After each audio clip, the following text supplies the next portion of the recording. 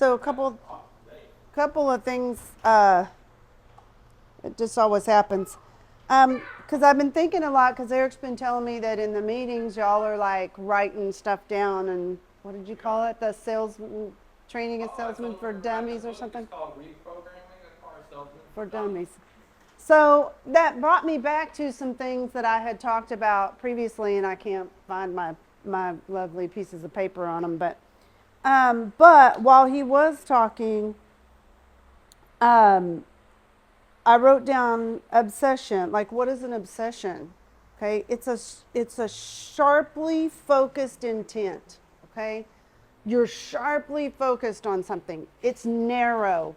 It's like this, not this. Like so many of us, our attention is spread out over so many different things that we can't obsess on something. Now, I don't recommend only obsessing over your job and letting your family and your relationships and other things go. That's not, I know that's not what Eric is suggesting.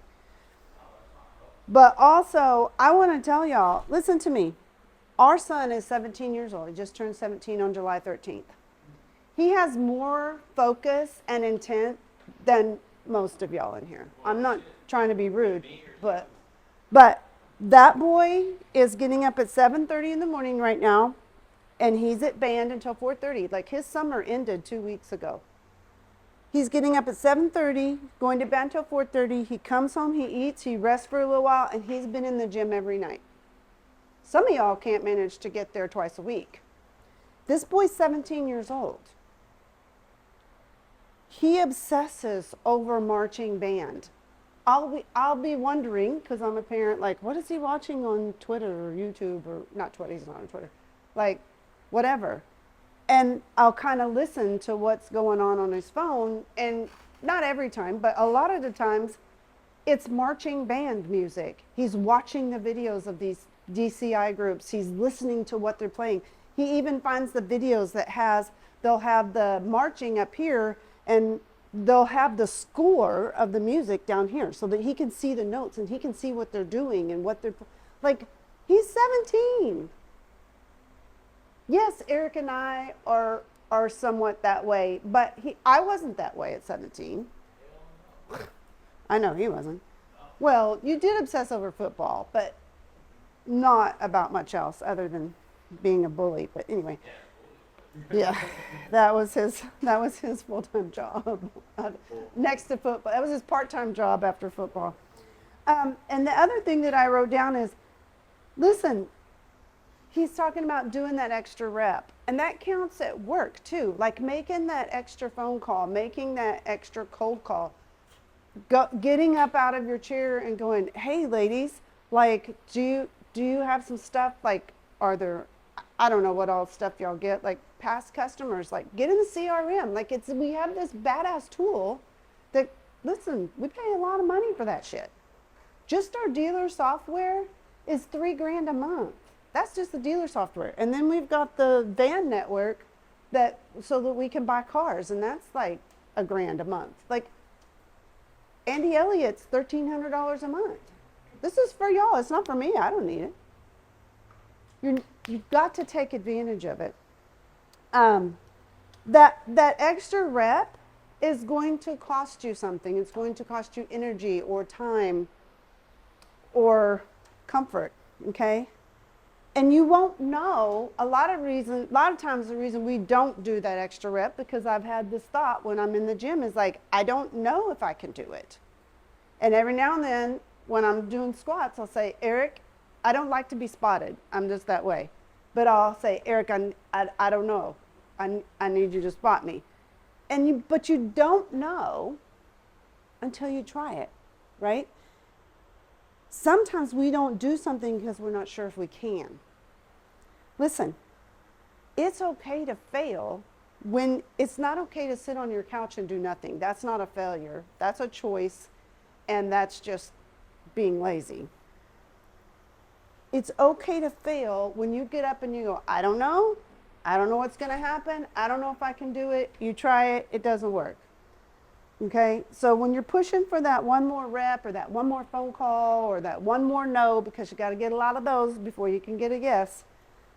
And the other thing that it brought to mind was Price's Law, right? And I've talked about this a couple times, that 50% of the production in any category is done by the square root of that category. So when you go, okay, there's 9 people, 3 people are going to do 50%, they're going to sell 50% of the cars here. But when you extrapolate that out, right, into America, 30 million businesses, the square root of that is like 5,744. So 5,744 businesses are getting 50% of the gross profit of what happens in America. 30 million's this big and 5,000 is this big, right? Like, what are you going to be? Are you going to be in that group over there, right? Or are you going to be over here in this little tiny group getting 50%? And the other 50% is spread out between all those. Like, I don't want to be in that group. All right, so the one thing that was what I was thinking about when Eric was talking. So the other thing that I touched on a long time ago, we've heard the phrase over and over again, trust the process, trust the process, trust the process.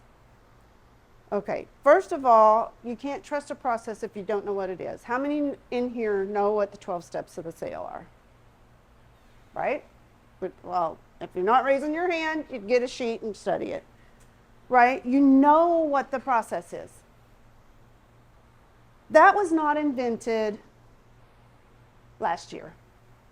That's been around for years. Why do you think it's still around? Anybody? Take a guess. Why is the 12 steps of the sale? It works. So you can trust that it works because millions of people before you have sold cars based on this principle or sold anything.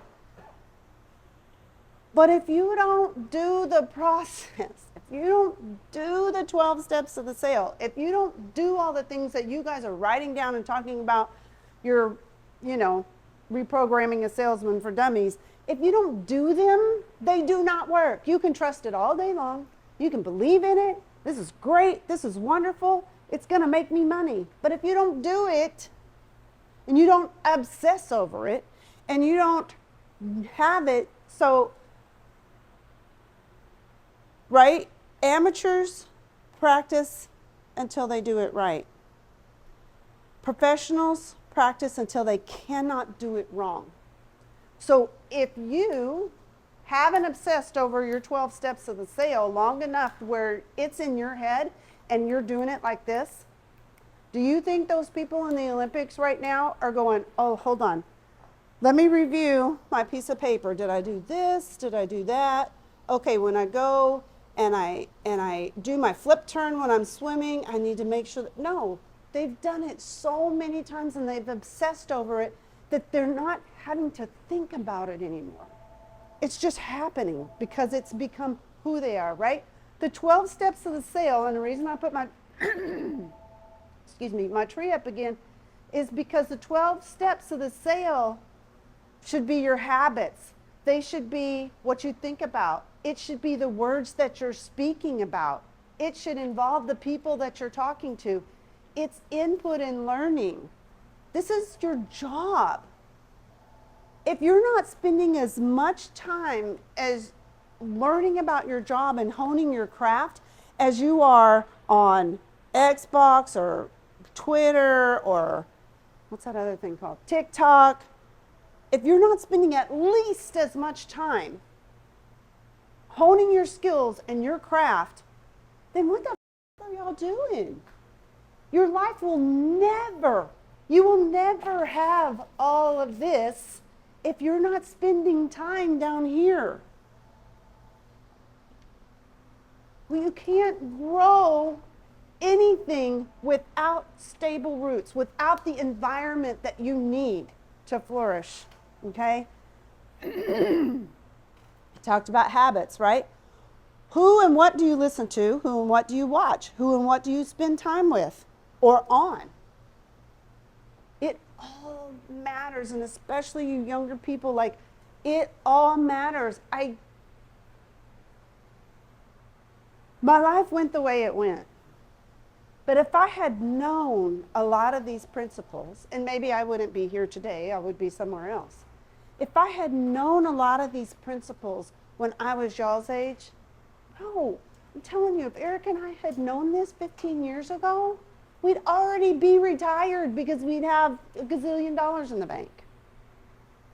Okay? So we're trying to get you to move forward way faster than we did. He just bought me a G-Wagon. I'm 57. I had to wait till I'm 57 to get a G-Wagon. Don't do that to yourself. Right? You can have one when you're 30 if you want it, if you're willing to work, or whatever car it is of your dreams. But you have to do the extra rep. You have to obsess about your craft, about your chosen vocation. You have to put the time in to get where you want to go. It's not Amazon. This is not Amazon. You're not going to click and get Prime delivery tomorrow and your life is going to show up. This is like it was in the 80s when you went and you looked at a catalog and you looked at all the pictures and then you filled out the form and you mailed the form in and then they fulfilled your order and then like 6 weeks later you got some note, right? Remember Montgomery Ward, Sears, the catalogs? Like you didn't get it. There was no Amazon. I can get shit in 3 hours. I'd never have to leave my chair. But that's not the way real life works, okay? So when is the last time that you took an inventory? How much time am I spending on things that don't promote the life that I want? Like, it's not a bad thing to play Xbox. It's not a bad thing to binge on Netflix. I like Netflix a lot. And when we were stuck in a hotel room for 2 days in Salt Lake City, I watched a lot of Netflix. And I looked at social media, which I don't usually do, right? So take an inventory of how much time you're spending on that, right? Add up how much time you're spending doing things that don't benefit you, right? We all need an outlet, and that is a good thing.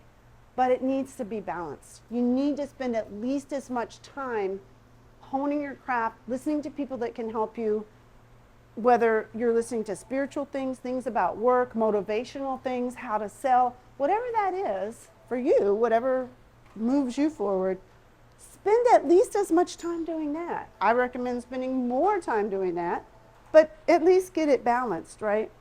So an accurate, honest self-assessment, I've said it like 60 times, but take that self-assessment and take an inventory, right? So here's what I'll leave you with, and I love this. Myron Golden said this, and it's very, very profound when you think about it for a minute. You don't always get what you desire, right? We don't. Eric and I talk about this all the time. Like, yeah, we'd like to have this and we'd like to have that, but sometimes that doesn't happen. But you will always, every single time, always get what you develop. So if you develop yourself as a human, you're going to get a better human. If you develop yourself as a better partner, as a better friend, as a better worker, as a better salesman, you will always get a benefit from that.